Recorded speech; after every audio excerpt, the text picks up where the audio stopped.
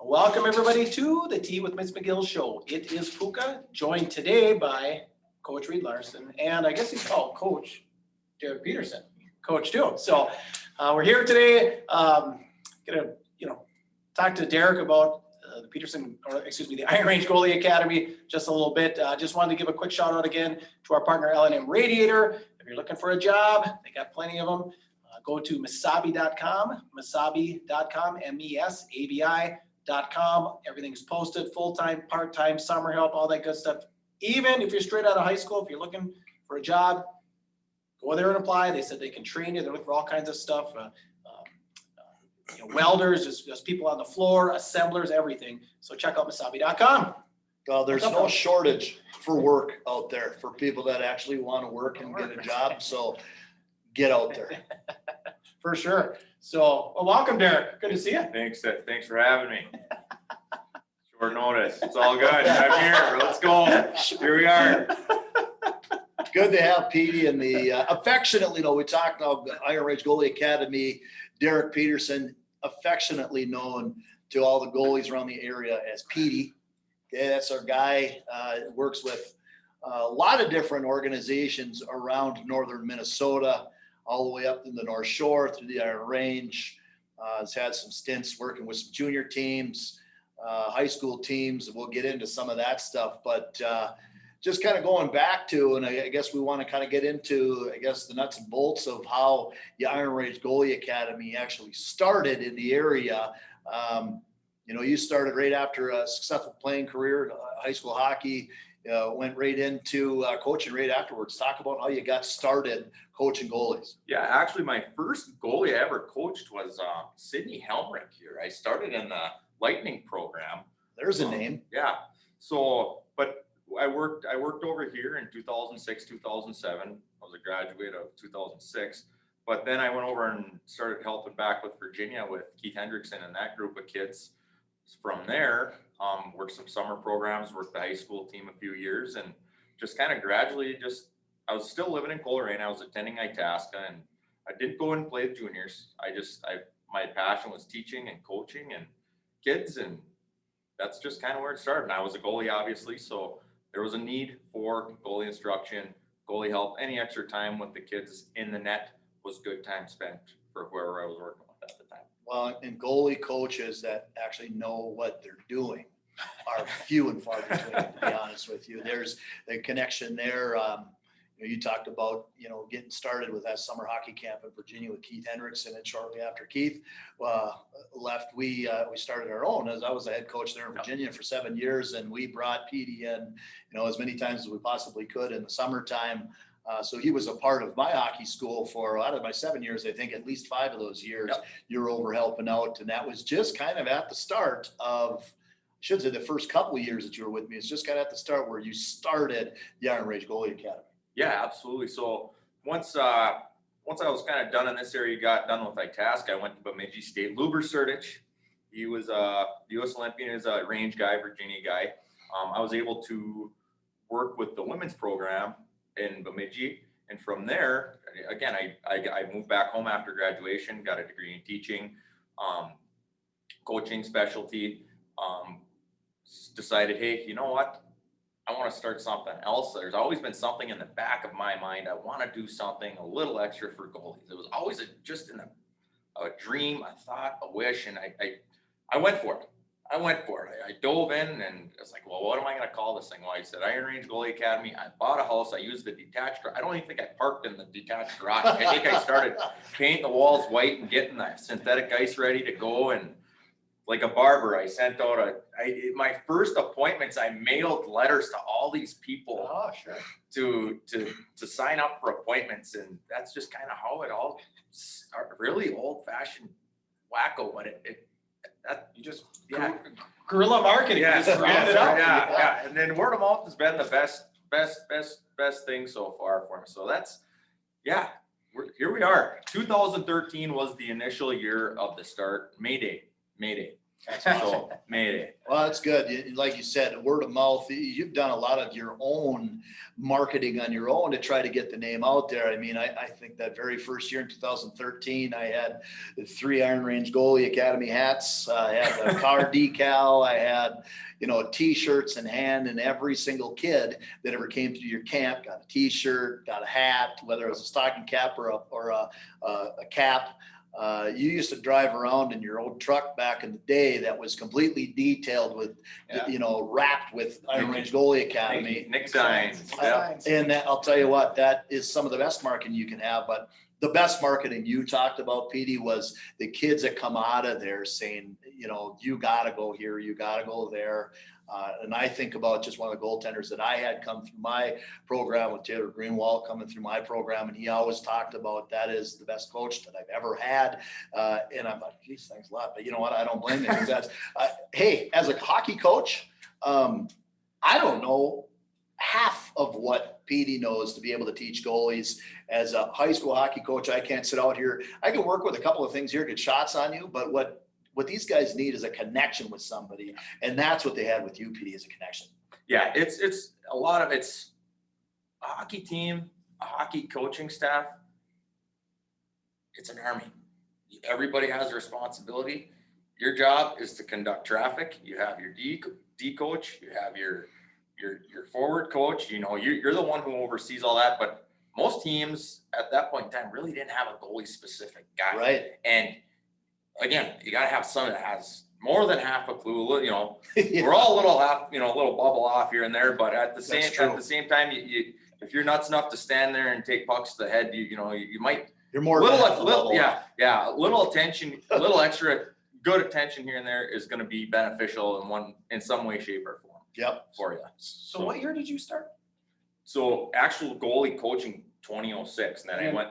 Yeah. Academy was when? 2013. Okay, yeah, because I think back to, I played 2 programs, played Chisholm program and Hibbing program. Now, Hibbing did have a Sunday night deal with Pete Hyduke that he ran, but all those years in Chisholm, yeah, I mean, you're talking, your quarterback, your shortstop, your goalie, and like, nobody's focusing on it. So yeah, you definitely served a cool niche. Yeah. Well, yeah, you get into that. It's like, coaches always used to say, just stop the puck. That's not that easy. Yeah, all right? Get in there. Dig into what some of the main focuses. Okay, a new guy comes into you. You haven't seen him play before. You don't know him. What are some of the first things you do with a goaltender just to start to dig into helping this guy become a better goaltender? You get to know him as a person first. It's the only reason I've been successful is because you got to put the person first. If I don't know how to communicate with the person, I can't understand their strengths, their weaknesses, I'm not going to get anywhere. Then you look for athletic ability, you look at their drive. Then you get them on the ice and see what they can do. What I already mentioned, what's their strengths, what their weaknesses, their drive. Can they stop a puck? Do they want to stop a puck? How are their fundamentals? How are their feet? How's their hand-eye coordination? Are they athletic? Do they play other sports? So you put all that together, and you know what? Bibbidi bobbidi boo. Kind of, you either got it or they don't. So you talked about the garage. What does the wife think? So he's got this great. I've been to the garage. It's awesome. Yeah, it's just like I said, the walls are white. I mean, it's like a mini hockey rink with and in the pictures, state tour. It's got the jerseys, got the hats. But what does the wife say? Is she happy about parking out? It's 30 below. She parks outside every day. We have a tuck under garage in our house. Well, when she had the Toyota, she could sneak in there in the winter. Well, now we've got her a little bit. We got two children. We got two children now. So we had to get a little. We're a little bit higher up. A little wider with the new vehicle, the Chevy now, and all of a sudden the vehicle doesn't fit in the garage anymore. So it's I just pray for a little bit warmer weather, not as much snow, so I don't have to plow the drive. And I got a long driveway too. Yeah. It's an in-town driveway, but it's still a lot of. To answer your question, Raj, she's been very supportive of the whole thing. She's been great, and it helps. That helps if you got the support from your partner there, and I got nothing but good things to say about her. So awesome. Good. Yeah, so, we talked a little bit about, and we can dig into the past a little bit here, just to give, listeners a little bit of some background here. There's a lot more teams than what I'm naming that PD has worked with when it comes to helping with their goalie programs. But some of the most recent teams that I can express that I've seen up close and personal, what he's done with goaltenders are this. I can look back to 2017 when Grand Rapids High School wins the state championship under the direction of Trent Klatt. It's one of the smartest things Trent Klatt could have done. And that whole aspect of things was get Gabe Holm and Zack Stacey under the direction of Derek Peterson. That probably wasn't a very tough sell, because I think another name that you guys could probably understand that's been working with since the word go, when things started in 2013, is Hunter Shepard. And now since has been involved in helping throughout the course of the years. So Derek has worked with Hunter Shepard. He's worked with Zack Stacey, Gabe Holm. Those two guys brought him to a state championship in 2017. And Derek has the championship ring to prove it, that he was part of that staff as their goalie coach. Shortly thereafter has been involved in a state tournament team working with the Greenway team that were runner-up team in 2019. So you can see when you got goaltenders that are doing the right thing, there's going to take teams to championship possibilities on that team. You had Logan Wright that was on that organization previous year. Before that, they dealt with foreign exchange student from Finland. Billy was on that team as well too. So awesome to see some of the programs that you've dealt with, and talk about some of the teams now that you're currently planning to work with. And I say planning because Derek had a little bit of a year where maybe it was kind of sit back and observe. Because of COVID, you weren't in working with the programs last year. Kids weren't coming into your garage last year until just a couple months ago now, starting things back up again. Talk about how difficult it was to put everyone's health, into perspective and have that year to reflect, and then talk about what, coming forward, the plans are. Yeah, it was kind of it was a tough year. Let me just say that when the COVID hit this area, started shutting things down, and with all the contact tracing this winter, it would have been completely impossible. If I would have gotten through the winter without having to deal with it, and at some point I might as well just consider myself winning the lottery. Yeah, because between being down in Breezy Point, Northern Lakes, up in International Falls, all over the Duluth area, all the way up the North Shore, the Iron Range, there's in some way, shape, or form somebody was infected everywhere at some point in time. And I'm in 13 rinks Monday through Friday.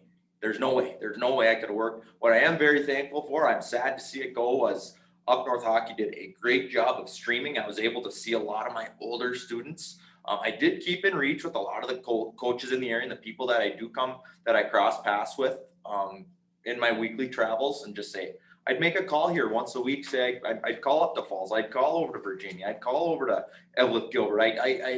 What's nice too is on Instagram you can communicate with these kids. They hey, did you see my game last night? Can you watch this clip? What did I do good? What did I do bad? How can I fix it? Or what did you think? And a lot of the time that was something that helped keep me going. It was more psychological than anything, because I'm in my truck. I'm always going, a lot of windshield time, always talking to, people along the way, always looking forward to getting on the ice with these kids on a weekly basis. And that just did not happen this year. So being able to wake up, look at the schedule, who's playing tonight, who's streaming. There was some nights, I think I texted you, you were doing my 9. Up North was doing a game, so I had that on my tablet. I had you on TV. I had another game that was like being streamed by the school on my phone, and then I was looking at my wife's phone because she had another game going, and it was boys and girls. It was really, I will say the technology in that aspect was very beneficial. Well, I got to back up for a second now, because you talked about this year stuff. I talked about the 17 team. Sorry. I talked about Greenway, Yep. And then recently. You've been involved with another team, or I should say the goaltender for my brother's team, Northern Lakes Lightning, that went to the state tournament this year. Talk about that. Yes. So I got called down there about 4 or 5 years ago between Breezy Point and Crosby just to do youth association work, and that's what I do. I work with young goaltenders. Eventually they end up on the high school team, and it's all about development, progress, and climbing the ladder. And you know what, it was their year to go. They had a good batch of kids there, and Adler Hoagland was the goaltender. He was dialed. They had a scare in that section quarterfinal. Yeah. But they got through Monticello there in the final, and they got their opportunity to play in the state tournament. And it was always just back and forth. And if I'd have a chance to stream in, that's what I would do. And well, it's funny that you mentioned that state tournament team, because of course they run into the juggernaut at Gentry Academy, and we're not even going to get into that whole cup of tea as far as Gentry Academy. Let's not even go there. But that game, I think it ended like 8-1 or 9-1, whatever the final was in that game. Would have been a heck of a lot worse if Adler wasn't between the pipes. And I can tell you this from 100% certainty, that my brother has appreciated everything that you had done working with that goalie and getting him ready to be able to have the season that they had. So very good. Sure. And at the end of the day though too, we got him there. Now we got another couple of kids coming up. They need to be ready for next year for that program. And that's what we want to do, develop. Absolutely. So Reed mentioned Hunter Shepard. So like I said, worked with him, some national titles at UMD. Just talk about him, or you have any funny stories about him, or just the kind of kid he is? He came back. We spent a lot of time together this fall. We spent some time in the boat. Actually Hunter helped me in Breezy Point, Northern Lakes. He was down there every week with me, at least once a week. And a lot of his off, once he's done playing college hockey, they get cut short. Well, he's got his contract now right now they're in the playoffs with the Florida Everblades in the East Coast League right now. Series is tied 1-1, but he's got his contract with Hershey. Well, he's got to get ready for a season now. Well, luckily we've had ice in Grand Rapids, and we had ice in Coleraine as well early. We were able to utilize that ice on a daily basis. We went 2-3 times a week, just prepping him for his season. So off the ice, just a lot of good laughs, just a lot of good stories just about his years in junior, years at UMD, and then just a lot of good hours spent in the vehicle and in the boat this past fall. Well, there's got to be a feather that goes right in your cap when we talk about Hunter Shepard, because being the first goaltender from Grand Rapids to ever win that Frank Ribsack Award, I'm sure is something that you hold close to your heart. It's Hunter. That was all Hunter. I mean, all I can do is just, I'm just the guy shooting the puck and giving him the message. He's the one doing the work. Yep. He's the one with the heart. He's the one with the work ethic. I have nothing there. You can't say enough about him as an individual person and the work he puts at it, and just a first class human being. And he is very deserving of what he has accomplished. Well, a classic answer coming from a very humble goalie coach. Well, did he get a shot in the A this year? He did. He had 2 games. He won them both. His first AHL game, he had a shutout. Okay, I thought I saw something. So he's 2-0, and then it just got to the point where their season ended. There was no playoffs in the AHL this year. So then he came back down. In fact, last night, I think was the first night he lost in about a month and a half. Okay. So so he was practicing. So he was up in Hershey for quite a while, and then the AHL just done, no playoffs, and then now everybody he came back down to the East Coast just to keep playing, keep developing, and right now they ended up like the Flint Tropics. They got 4th place and snuck in the playoffs at the last bit there, and they're 1-1 right now. They don't ask how you get in; they ask how you finish. Yeah, look at the Canadians. Yeah. I mean, so ride him hot. So no, that's where he's at. So he's still going. He's still going right now. Yeah. Okay. So, I mean, it's kind of what's your favorite part? I mean, like I said, you work. What's the youngest kid you work with? I had an 8-year-old in the facility yesterday. Those are my favorite ones. Yeah, what's the favorite part? My favorite age? And I had 2 brand new students yesterday, and my favorite part is just getting them in there and just you see the light bulb flickering, you see the smile, you see the energy, you see the excitement. These kids are so excited about it, and if you get that opportunity just to work with them and teach them something, and they're having fun, and if they leave smarter and happier than they are when they're already excited. The parents tell me, we've been waiting to get in here. We're so excited to get in here. Thank you for getting them in here. And it's like, no, thank you for bringing them here. And I just seeing those kids light up when they put that gear on and they're doing what they love to do and just helping them just be better. That's what it's all about. The very first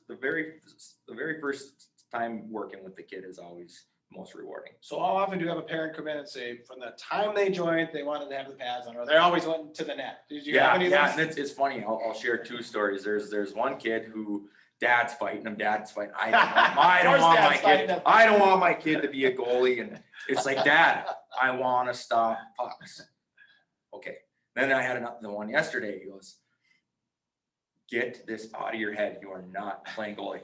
Dad, I can't. so it's fun. It's pretty cool. We'll go back to what we just said about 10 minutes ago. You got to be a half a bubble off to be a goalie in the first place. I've always said when I stood in the net 2 times when I was a squirt, and I thought, if you want me to play this position, you are crazy. So you got to be a little crazy. You got to be a little weird. And they all say goalies are weird. They're crazy, but they are probably the most important position on a hockey team if you want to have any success at all.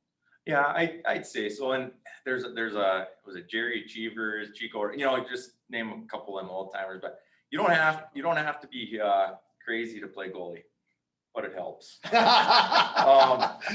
There's a lot of good personalities, a lot of fun personalities, and that's the thing. We're all different. I mean, it takes a special individual, but a lot of guys I'm working with a guy playing juniors right now, and he watches every peanut that goes in and out of his body. He's so focused on his diet, on his sleep regimen, on his work routines. But then you got other guys that just show up and they just got it. It doesn't matter. They're there and they get their work done. It doesn't matter what they do. They're just there, and it's. I remember this from probably my second year coaching high school hockey. I remember coming into the locker room down at Wilmer and looking at my assistant coach and around the room, we see guys preparing for the game and getting ready to go. And I looked at my assistant and said, Hicks, where's our goaltender at? Coach, leave him alone.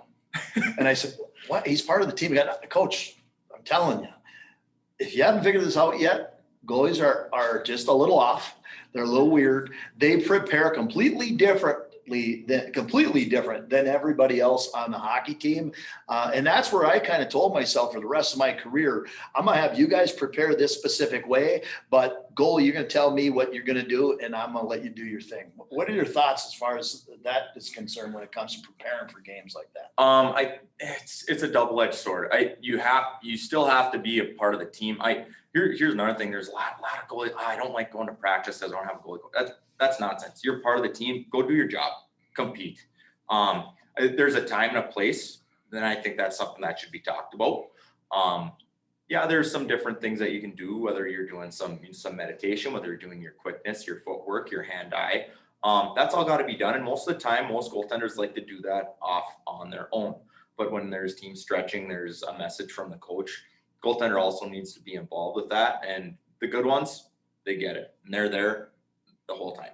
So like I said, there's a time and a place for that. But at the end of the day, it's your job to stop pucks, but it's a team sport. Everybody has a backbone of the team. Yeah. Everybody has a job and a responsibility. So going back to the little kids, when did you start? Did you get going right away? What'd your parents say? Did you jump in right away? We lived in Nashua. So my parents were, my mom's brother was a goalie for Virginia in the 70s, but my dad played basketball for Tower, big basketball Tower is so small, but back then in the 1960s, small Tower, they were in the section semifinals and had Evelyn Hippodrome to go to the state basketball tournament.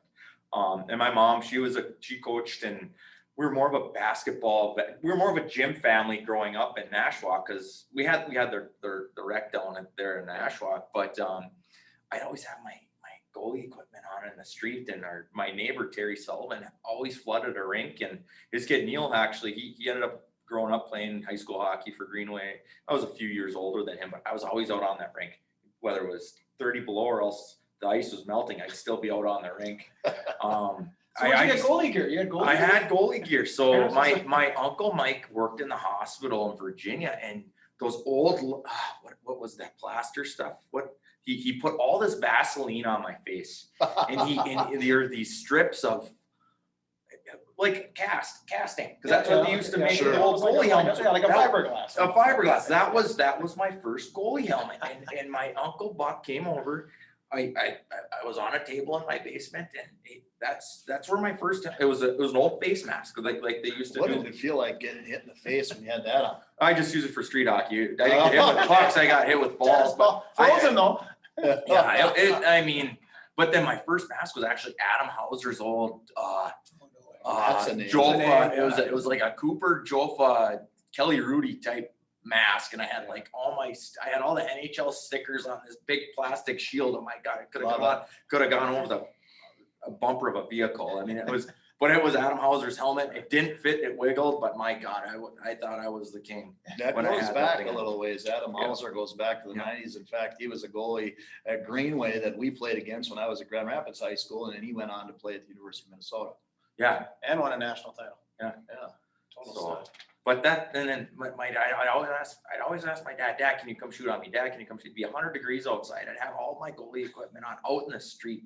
Dad, can you come shoot? I'll shoot 10 pucks at you. Okay, if I stop 7 or 8, can you shoot 10 more? It was just that sort of thing. And 100 and something degrees outside, and I'm gonna go back to saying the goalies are half a bump. yeah, So how old were you at this time? Were you already like playing basketball, but on your spare time you were putting a goalie gear on? we didn't move till about second, third grade. So I had to have been between 5, 6, anywhere between 5 and 7 years old when I was doing this. And so I committed to goalie full time, by third grade. Well, fourth grade, I played kind of both, and then fifth grade on, I was just goalie land. So.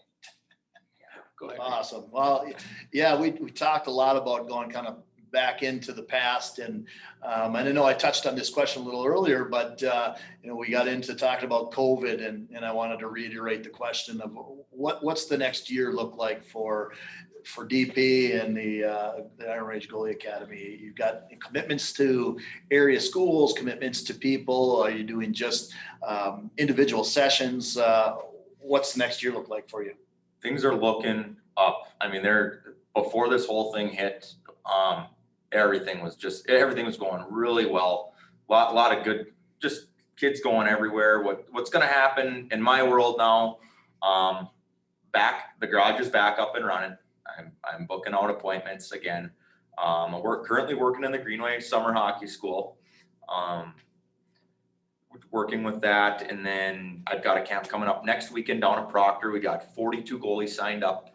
We've got 15 staffers, all former students that are going to come back, give back, and just help with that. And then I got another goalie camp coming up in August in Grand Rapids. I'll be directing a goalie camp up in just a more of a hockey camp up in Silver Bay towards the end of July. And going into fall, I'll be back down in Northern Lakes, I am assuming. And then we'll be back on the pavement here. Any specific high school programs that are going to continue with, that you commit to helping with? Right now, a lot of these places that I go, I work with basically all of these high school goaltenders in the area. Mm-hmm. If coaches have questions and they want to talk to me about certain things, I'm all about helping, everybody out, whoever, whenever. And where I step back is say I've got one team, I'm in their community on a Tuesday, and they're playing the community that I'm there on Thursday. Yeah. You know what? I have to keep my professionalism. I'm gonna coach each kid, and it's their job to go and do what they need to do against their opponent. So one of my favorite games this past winter, it was a 0-0 tie.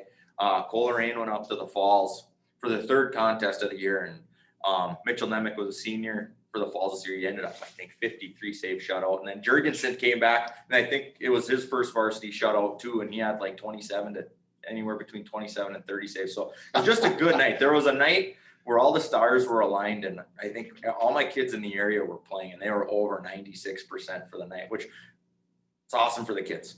End of the day, it's awesome for the kids. Wouldn't it be It's nice cool. to just, with both goalies, you had the Falls goalie, you had the Green Lake goalie, and they should just put an Iron Range Goalie Academy banner behind both, and then take a picture of the scoreboard, it says 0-0. Yeah, then the following Tuesday, they both give 6, give 8.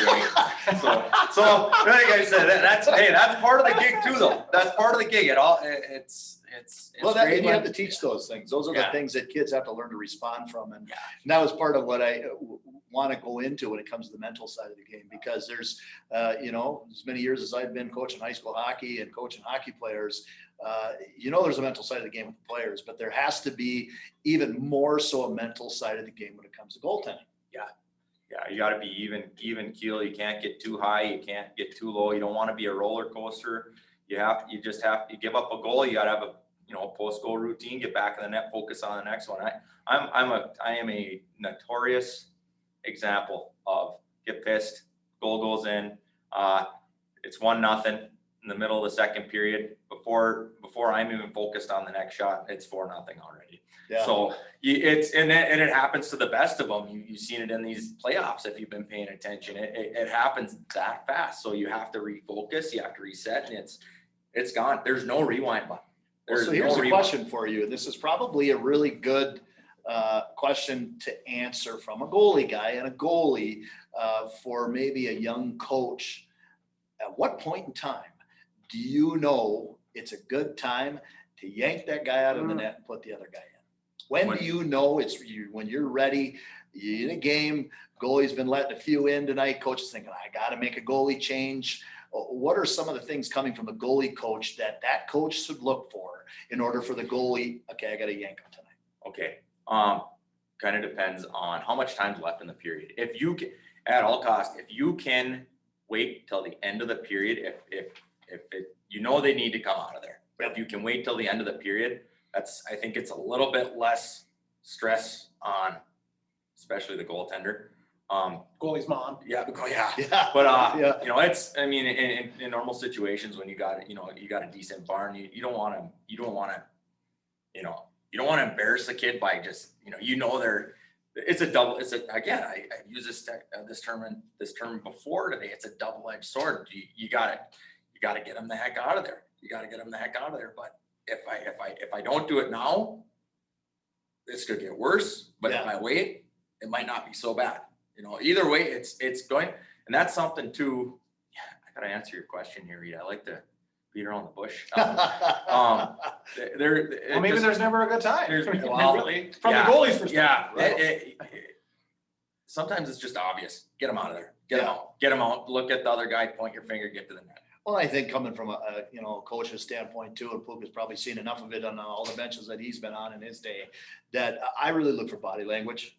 You look to see. That was the word I was looking for. You look to see what is the goalie, what's his attitude look like. You can tell is that goal after he gets scored on, is he slouched down, is he staring down at the ice, or is it tink tink back out and ready to go? I mean, I don't care if he just let in 4 goals or if he let in 2. After that second goal, if it happens 2 within a matter of 30 seconds, and you can tell his dauber is down, then I'm already looking over at my back. I'm going, I want you to start getting your glove ready to go here. And you noted on something for me that I've always thought, it just as a coach, and this is for years of coaching, that if you can wait till the end of the period, that does wonders to save confidence for a goalie. I always used to just think to myself, put yourself in their shoes. You can take a guy off the ice that's a player because you're doing that all game long. But there's one player on that team that you can tell everyone in the building just by what you're doing that they're not having a good night. And that's the goalie. You yank them out in the middle of the period, everybody just knows this guy did not have a good night. So if you can save confidence by waiting, sometimes you can't. What if somebody just scored 4 goals in a matter of 2 minutes? Is it time to pull that goalie, or you're having a tough night? Are we just going to ride it out? Yeah, get them out of there, because you know what, eventually. And here's the thing, from the crowd's perspective, I'm just kind of thinking as you're going here, from the crowd's perspective, it's going to be 30 seconds to a minute. And unless the other guy goes in and completely lays another egg, it's going to be forgotten about. But really, to the guy in between the pipes there, it's gut wrenching. It's tough. But at the end of the day, got to come back, put your work boots on and, go at it again. Yeah. That's it. Absolutely. I mean, it kind of brings on the next question. Does it help with a goalie in this scenario? Your goalie got yanked. Okay, say you got yanked after the second period last night, and we got a game tonight. From a goalie coaching standpoint, how much does that play into that goalie's confidence when you're able to come back to that guy? There's got to be a conversation had. And you got to keep things positive. Yeah, you got to reflect on the negative, but you got to move on from the negative, because there's been situations with guys where they don't have such a hot night, whether it's bad luck, it's just it didn't go well, whatever the situation. If that's your number one guy, you know what, and it's still his turn to go. I said, get back in there. You know what you're doing. You hit the reset button, because if you don't want to drown. You don't want to keep a guy underwater any longer than you have to. All right. Yep. There's short-term solutions there. Yeah. You won't want to turn something that should just be a short-term deal into something that could be long-term. And it's the psychological deal, and more times than none. And there's been books written about it, how they can go into a depression. I mean, we don't need to go that far into it, but there's a mental side of it there that you're touching on. Sure. You gotta just get back in there, and you're doing everything right. Just didn't go your way tonight. Come in the next night and shut the door. That's all you can. That's what you can hope for. Yeah. Well, this is my last one for you. So, back in the day, like a Billy Smith, a Ron Hextall, a lot of whacking. I don't see it as much anymore, but maybe you do, because you're paying more attention to the goalies. Does the goalie own the crease like maybe he did 30 years ago? Well, you skate with me on Wednesday. Well, yeah. Well, you still do it. Yeah. No. Are you teaching your Are students? you trying to tell me not to stand in front of you if I play men's league? No. I'll get whacked. No, we just sit there and laugh at each other. We're all slow, but if someone gets in your grill, then you might want to just get out of my spot, get out of my crease here. But no, there's been rule changes now. I mean, you can be as long as you're not interfering with a guy, you can stand in his crease. But there's not if you get run, absolutely. There still has to be that. You gotta have a pulse in there. Oh yeah. It's a level of compete too. Yeah. For the most part, it's when that's going to happen, it's usually a coach. A perfect example. It happened my senior year, but we don't need to talk about that. You run a guy into if he's dialed and you can't get nothing past him, you run him, because you know what? Now he's more pissed about that than he is actually stopping the puck. That's it, and that is a good coaching strategy. Is what it is. That's going to test the mentality of your goaltender. Well, it is, and I'm just going to give this as just kind of. I don't do that as a coach, but no, that's a good. No, you know what? It isn't. Say the word run a goalie. It's different. I would just, as a coach, say you got to go to the net. Go to the net. Go to the net. Go to the net. Yeah. And that to your players is, you know what? That net tonight we're going to count how many times that net gets knocked off its moorings, and then we'll know whether or not that. And of course, the referees in the area are going to say, I don't know if I like that, because that's not kosher. That's hockey. That net gets knocked off, and there is a reason why they went from that post that used to be drilled into the concrete underneath the ice to the moorings that come off, because people are running in the net a little bit more often. And you mentioned it, a goalie that is going to own his crease. Guys aren't going to go to that net as often anymore. You're going to think twice. For sure. Yeah, that's like a Hextall, like a Billy Smith, all that kind of stuff. Yeah. It was just different, back in the day. What do you think about? There was rumor. Was it the last contract or 2 contracts ago with the NHL? They were talking about, but the pads used to be 8-inch. Now are they a foot? They're 11. They're 11 inches wide. And they were talking about bringing that back down. What would you think about that? I think they're absolutely nuts. It's guys shoot harder now. You honest to God, sticks. Honest to God, I got hit in the face this morning with the puck on a jam. I was just working a drill. I got hit with the puck. I mean, I didn't have my. I just got that puck hurts. Yeah. Like you're gonna make the equipment smaller and make it that much more difficult for guys. Yeah, we'll still go in there, but that puck is coming fast. Some guys, Zack Stacey, let's talk about him real quick. I know we're getting low on time, but he's where he's at right now, he's a world-class goaltender for where he's at. 100%. His going into his second year of junior, he was with Central Illinois, and he went to man camp. He took a puck. It went right through his goal cage, Oh, right through his. I mean, you think went right through his goal cage. It bent the cage. The puck got stuck and it hit him in the eye. His eye was swollen for a week. He had a concussion. Broke the cage. It was a pretty scary deal. Again, we're not talking, leg pads or gloves or blocker, but anything you're going to do to give the advantage to the skater to score. I mean, look at these sticks right now. Everybody, God, I go to a Pee Wee practice and these kids are ripping the puck faster than my high school team did 15 years ago. Sure. I hear you. Every kid can, the technology it's great. Don't get me wrong. It's great. It's unbelievable. It's giving every kid an advantage, but at the same time, the goalies are, let's continue to give the goalie the short end of the stick.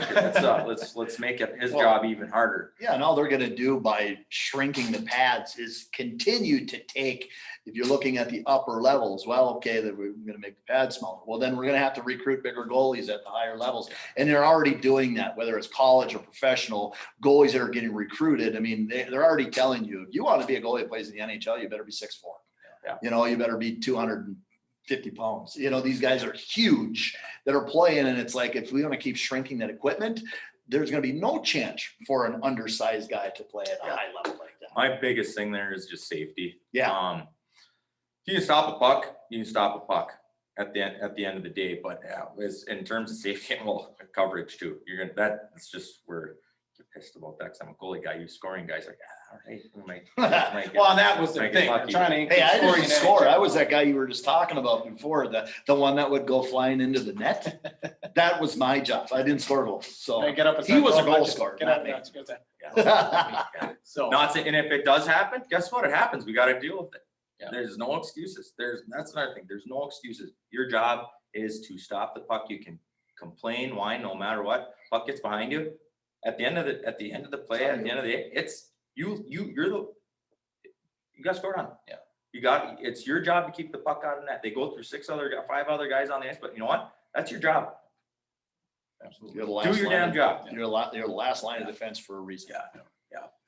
So, well, that's all I've got. You got anything else? No, I'm just Okay. excited that we had DP here in a chance. We talked about this way back in February, March, when we were doing some of our shows with Miss McGill, and we said we got to get PD on here.